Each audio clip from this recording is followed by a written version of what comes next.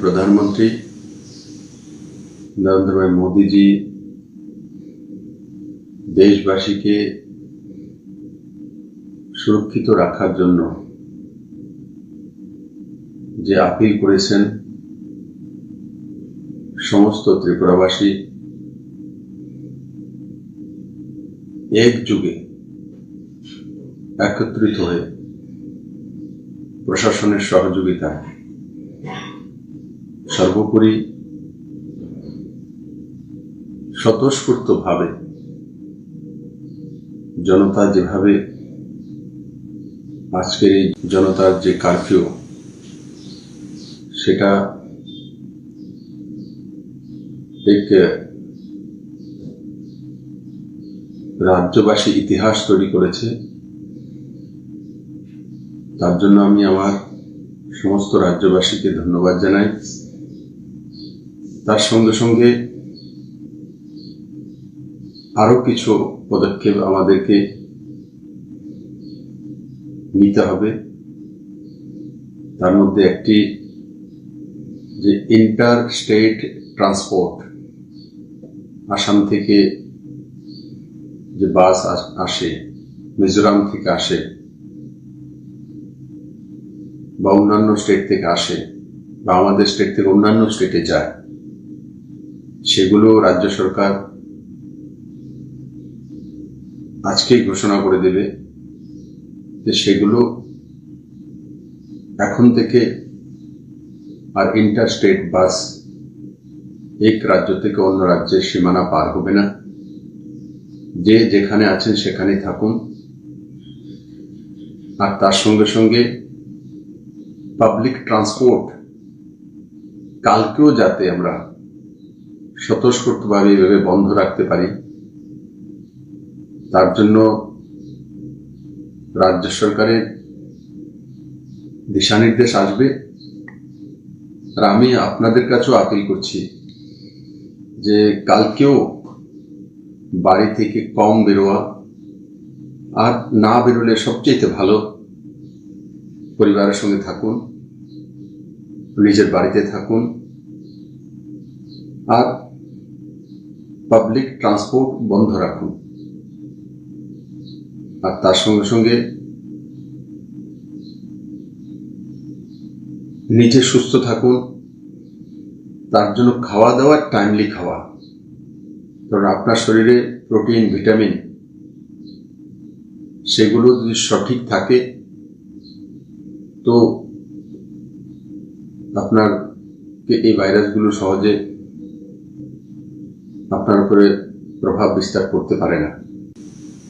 ঘরে আছি ঠিক আছে, কিন্তু সময় মতো বাচ্চাদের খাওয়ানো, নিজেরাও যা যা রয়েছে নিজের বাড়িতে যা ব্যবস্থা হয়েছে প্রোটিনযুক্ত খাদ্য নেওয়া আর সময় মতো নেওয়া। আর তার সঙ্গে সঙ্গে আরেকটা বিষয় আমি আমার প্রিয় ত্রিপুরাবাসীকে করজোড়ে নিবেদন করব, বিশেষ করে যারা বর্ডার অঞ্চলে রয়েছেন, কোনোভাবেই যেন বাংলাদেশ থেকে কোনো লোক ত্রিপুরাতে না ঢোকে, একটি লোক। আমাদের সঙ্গে বন্ধুত্ব রয়েছে বাংলাদেশে, আমাদের সঙ্গে সম্পর্ক রয়েছে বাংলাদেশে, কিন্তু প্রথমে নিজের জীবন। আপনি হয়তো ভাববেন বাংলাদেশ বর্ডারেই রয়েছে, ওপারে অসুস্থ হয়েছে, জ্বর হয়েছে, কাশি হয়েছে, ভারতের সীমানায় ত্রিপুরাতে পিএসসি সেন্টার রয়েছে বা কোনো হসপিটালস রয়েছে, সেখানে চিকিৎসার জন্য চলে আসছে। আপনি হয়তো ভাবছেন তো চিকিৎসার জন্য আসছে। আমি আপনাদেরকে আবারও করার জন্য নিবেদন করব, বাংলাদেশ বর্ডার ক্রস করে কেউ যাতে চিকিৎসার জন্য আমাদের পিএসসি সেন্টারে বা সিএসসি সেন্টারে বা ডিস্ট্রিক্ট হসপিটালসগুলোর মধ্যে কোনোভাবেই না আসে। বাংলাদেশে যে ছোট ছোট হসপিটাল রয়েছে সেগুলো তো ওনারা দেখাবেন, আমাদের এই দিকটা আসার দরকার নেই।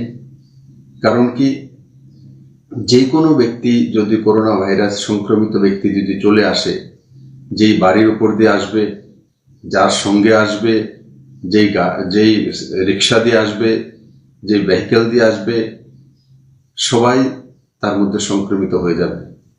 তার জন্য কোনোভাবেই আমরা ওপার থেকে কাউকে এখানে আসতে না দেওয়া। আর যদি দেখি কেউ এসছে, তৎক্ষণাৎ চিহ্নিত করে প্রশাসনকে জানানো, আর তার সঙ্গে সঙ্গে নিজেরাও একত্রিত হয়ে পুশব্যাক করে দেওয়া, বিএসএফকে জানানো। সতর্কতামূলক সমস্ত ব্যবস্থা রাজ্য সরকার নিয়েছে, কিন্তু আমরা যেভাবে নিজেরা সতর্কভাবে এক সুন্দর পরিবেশ তৈরি করেছি, সেটা যদি আমরা আগামী 1 সপ্তাহ পালন করতে পারি সঠিকভাবে, তো ত্রিপুরাতে করোনা ভাইরাসের প্রকোপ আসা অসম্ভব। এই পর্যন্ত ত্রিপুরাতে করোনা ভাইরাসের পজিটিভ কোনো কেস পাওয়া যায়নি। আর তার সঙ্গে সঙ্গে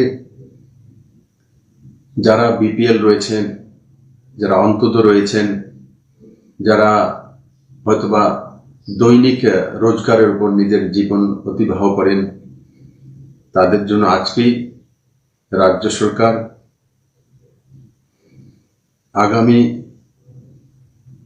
কিছুদিনের জন্য, 15 দিন হতে পারে বা 1 মাসও হতে পারে,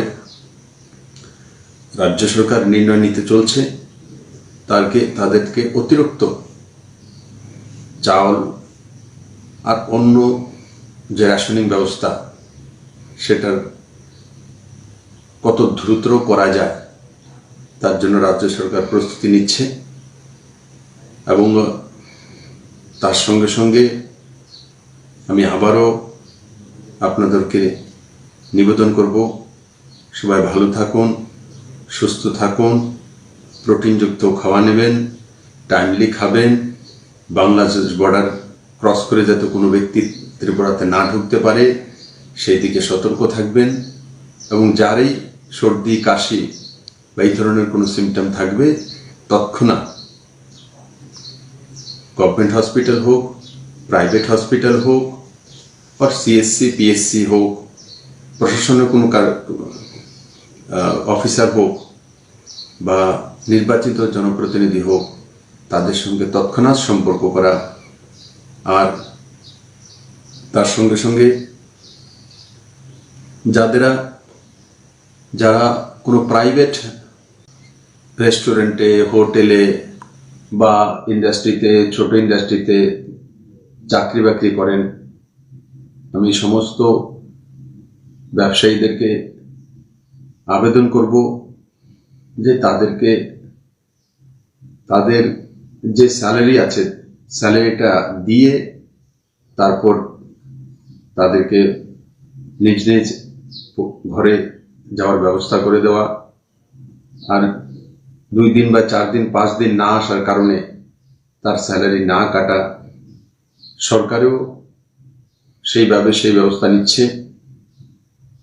আর আমি আশা করি সমস্ত ত্রিপুরাবাসী আজকের এই বিশ্বের যে এক অভূতপূর্ব স্থিতি তৈরি হয়েছে, তাকে সবাই মিলে আমরা মোকাবেলা করব এবং আমরা এই করোনা ভাইরাসের যে সংক্রমণ এবং যে সন্ত্রাসী রূপ, তা থেকে ত্রিপুরাকে মুক্ত রাখবো। সবাইকে অনেক অনেক ধন্যবাদ।